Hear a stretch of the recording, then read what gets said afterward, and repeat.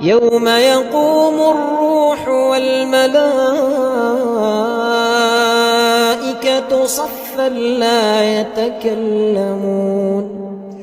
لا يتكلمون إلا من أذن له الرحمن وقال صوابا. ذلك اليوم الحق، فمن شاء اتخذ إلى ربه مآبا. إنا